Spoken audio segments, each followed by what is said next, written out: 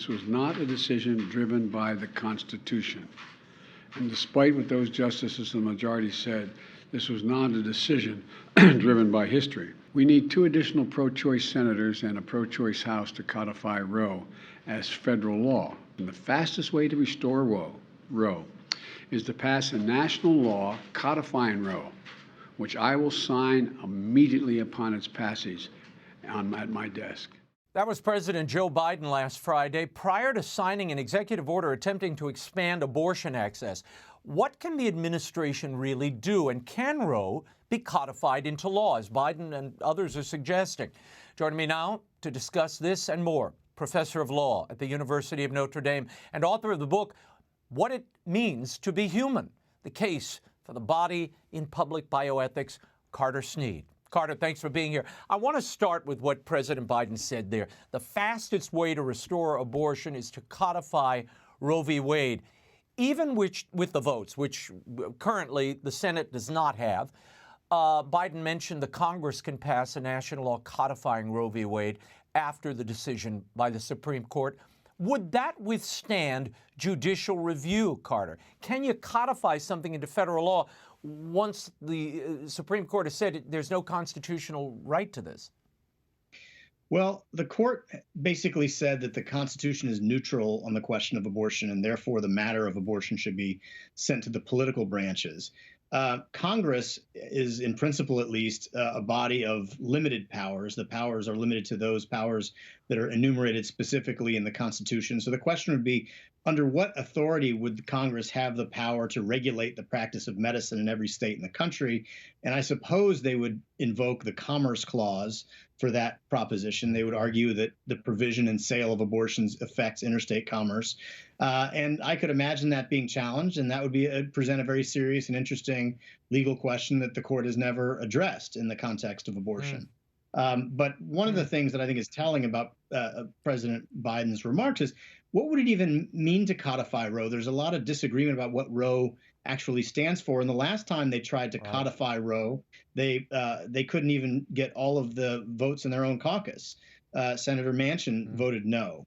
Susan Collins, pro-choice Republican, voted no, because what they mean when they say codify Roe is not something modest. It's something that basically makes abortion legal on demand to viability. That's 22 to 24 weeks, and then basically available and accessible thereafter up until the point of birth, which is why moderate pro-choice folks, including on the Republican side, couldn't support what they mean when they say they're to codify Roe v. Wade. What do you make of Biden's charge that the Supreme Court decision to overturn Roe was not driven by the Constitution? I mean, even Ruth Bader Ginsburg and Lawrence Tribe and others have said the reasoning in Roe was constitutionally brittle, to say the least. Yeah, to say the least. I mean, Roe v. Wade is one of the most egregiously and grievously badly reasoned opinions in modern history. You don't hear anyone defending Roe v. Wade's arguments on the merits. You hear people talk about stare decisis. You hear people talk about the policy consequences of states being allowed to govern themselves on Roe. But even in the dissent in Dobbs, you didn't really get a defense of Roe v. Wade on its own terms. Scholars that support abortion don't cite Roe v. Wade's arguments. They make their own arguments up based on other provisions of the Constitution. So Roe is one of the most lawless decisions ever, because it is completely untethered to the text, history, and tradition of the Constitution. There's no serious argument or defensible argument that there's a right to abortion in the Constitution, in the 14th Amendment, which was ratified in 1868, when abortion was illegal in 3/4 of the states. When abortion was illegal in 30 of 50 states from conception, the day Roe was decided, and he had 26 states file amicus briefs in Dobbs calling for Roe to be overturned. There's no relationship between abortion and the Constitution, and President Biden's suggestion is almost exactly the opposite of the truth. Biden's executive order on abortion, Carter, is vague at best. It's designed to ensure access to medical abortions. While meeting with reporters, he announced the executive order, and the question is, from a legal perspective, is there anything on a federal level this administration or any future administration can do to make abortion legal across the country, as it was before Dobbs? There's nothing. No, there's nothing. There's no executive action the president of the United States or his administrative agencies could take to override the state laws on abortion across the country in those states that are going to severely and significantly restrict abortion and defend unborn human lives. What he's doing is, I think, twofold. There's an optical dimension of what he's doing. He needs to do something to shore up his reputation with his base and to shore up his reputation with the ardent pro-abortion rights activists who make up his base, who think that he's not doing enough. So there's a kind of performative dimension to this, what he's doing with this executive order and the actions of the administrative agencies.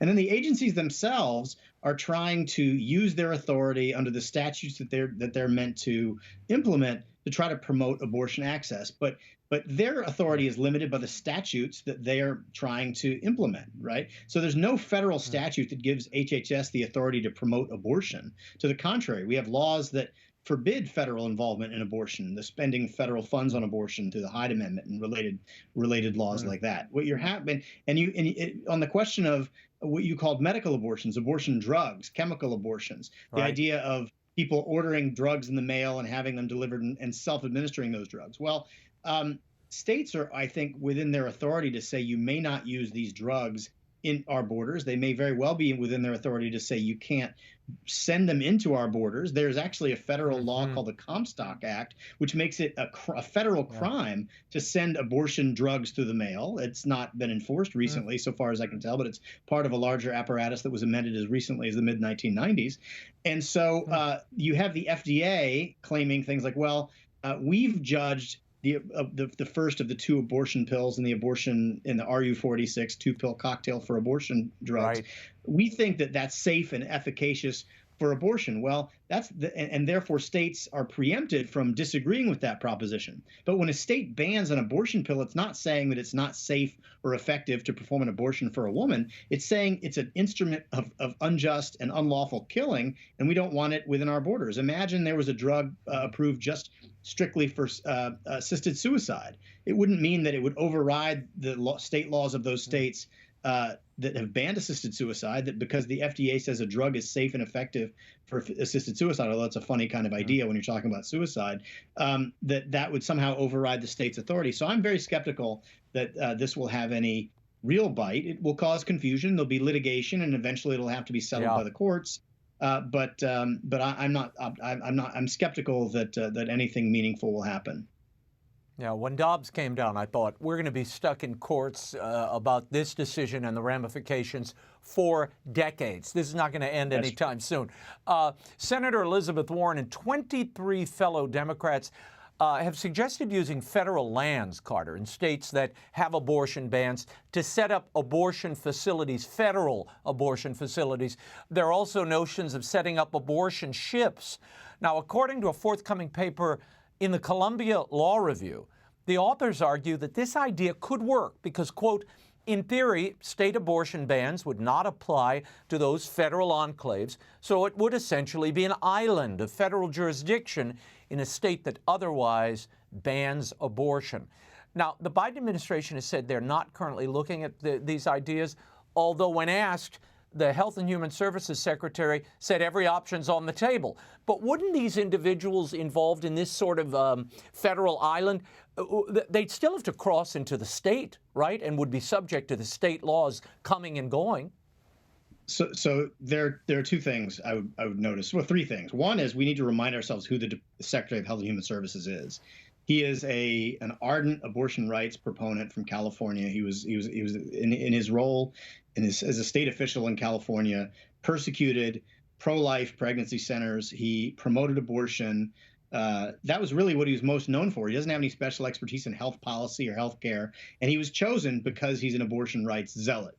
And that's what you hear when you hear those comments from him. Secondly, as a political matter, it's hard for me to imagine it being a winning issue for the Biden administration to set up abortion clinics in Yellowstone Park or to set up abortion tents, in other national parks or on other federal lands. I think that one thing that's coming to the surface in this conversation is how completely in a bubble abortion rights advocates are. They don't even understand how they sound when they say things like, we need to start abortion clinics in national parks, for example. But the third point is a more complicated technical legal point. it is a very complex question as to what effect state criminal law has on federal property within those states. There's a statute called the Assimilative Crimes Act, and in order to figure out how that works and what that dynamic looks like, you would have to do a lot of thinking and reasoning. And I think it's in most instances, state criminal law does in fact apply on federal property, for the reasons that you, in some ways, that you alluded to. And so there was a mention in Attorney General Garland's press release after Dobbs that they have an Office of Legal Counsel opinion, which is the body that advises the Attorney General on constitutional matters about the Assimilative Crimes Act and the effect of state criminal law on federal properties, but they have not made it public. And I don't know anyone who's seen the text of this opinion, and so that should tell you how confident they are in their judgment. Yeah, well, that's an odd suggestion to turn federal, national parks and I presume museums. You could have abortions in the Smithsonian, but that's a very odd addenda to their mission. I want to move on to the attacks we've been seeing on crisis pregnancy centers throughout the country in the past month. This is what Senator Elizabeth Warren had to say about these crisis pregnancy centers to a reporter. Listen. In Massachusetts right now, those crisis pregnancy centers that are there to fool people who are looking for pregnancy termination help outnumber true abortion clinics by 3 to 1. We need to shut them down here in Massachusetts, and we need to shut them down all around the country. You should not be able to torture a pregnant person like that. Carter, your reaction? I mean, the word torture is extraordinary to use in this context. I mean, the idea to use that, it's such an ironic use of the term when we're talking about this subject. But put that to the side. It doesn't seem very pro-choice to me to want to shut down clinics that women go to seek life-affirming care, to only make available to them those clinics that we know promote abortion and provide abortion, that don't support the woman after she gives birth, and provide parenting classes and other material support and family support, mentoring, substance abuse services, the way these pro-life crisis pregnancy centers do. It's an amazing thing. What is she so afraid of? Why is she afraid of good people offering life-giving care to mothers and babies and families, as opposed to simply giving them an abortion? You hear frequently people say, being pro-choice is not being pro-abortion. But if you want to sweep away all legal restrictions on abortion and take away all non-abortion alternatives for women, it's hard to, I think, assert with a straight face that you're not, in fact, promoting abortion. Carter, according to a list compiled by the Family Research Council, since the Dobbs leak on May 2nd, there have been over 50 attacks of vandalism and arson on pro-life organizations around the country. 35 of these attacks have been against the crisis pregnancy centers you're just talking about. Not a word from the administration condemning these attacks. Where is the Justice Department? And how should these cases be handled on a federal level? Well, it's an extraordinary question, an extraordinary situation. I mean, we have seen a spate of violence and criminality, including a planned assassination of a U.S. Supreme Court justice. And so far as I can tell, the reaction on the part of the federal government has been nothing like that in terms of its rhetoric and its announced behaviors vis-a-vis protecting abortion clinics. There is the Free Access to Clinic Entrances Act, which empowers the federal government to protect a variety of kinds of institutions around the country. And at the very least, you would hope that the Attorney General of the United States, or the President even, would express concern about this violence and vandalism and targeting of these good people who are trying to take care of mothers and babies and families. But as you say, as far as I can tell, unless I've missed it, there's not been any concern expressed. There's not been any mention of it. And let me just say one more thing in this spirit. The reaction of the Biden administration to the Dobbs case has simply been about promoting abortion. Not one word thus far as that I've heard about providing services and care for mothers and babies and families who have children, who carry their pregnancies to term, who live in these jurisdictions that the president and others lament will now be abortion deserts. They won't have abortion anymore. Well, shouldn't you then pivot and go into those jurisdictions and partner with these pregnancy centers and partner with those people who are trying to give services? At the very least, you should protect them from criminal violence. Yeah, well, and the FACE Act, I mean, you mentioned that 94 FACE Act, that covers entrance to clinics. Well, it would seem these crisis pregnancy centers, they counsel people, they refer women to other facilities. Those are the linchpins of that statute. So shouldn't they be protected under that? Yeah, I mean, I would have to take a look at the statute and the regulations, but if it's as you say, absolutely they should. Yeah. In addition to crisis pregnancy centers, over 30 churches have been vandalized or burned in recent weeks. 3 were targeted in Maryland this past weekend. The pastor of St. Jane de Chantal Parish, Father Samuel Gies, had this to say to his congregation on Sunday. Last night, our church was vandalized. People broke in. They overturned statues. They tore down the Stations of the Cross. They desecrated the tabernacle and tried to set the church on fire. I believe that this is because of the church's stand on the issue of life when it begins, and that it should be protected, and that this is one of the manifestations of the deep divisions right now within our country. That there are those who believe that we do not have even the right to practice our faith. Carter, in New Orleans last week, another parish was struck by vandals. They came in the night, tackled a pro-life shrine, then made off with a statue of the Virgin Mary. They returned days later to steal another statue and topple 2 others. Again, we've heard not a word from the Biden administration condemning these attacks. In your opinion, will this continue? And do these attacks violate the free exercise of religion? Are they hate crimes? Well, I do certainly worry that they will continue. It feels to me like things are ratcheting up and not ratcheting back in terms of the violence and the anger. And the federal government and the Department of Justice certainly has tools at its disposal to investigate and to prosecute hate crimes, crimes based on religious affiliation. I mean, we've seen in the past hateful acts taken against synagogues and mosques and historically African-American congregations, and the federal government has correctly intervened, investigated, supported local law enforcement efforts in that respect.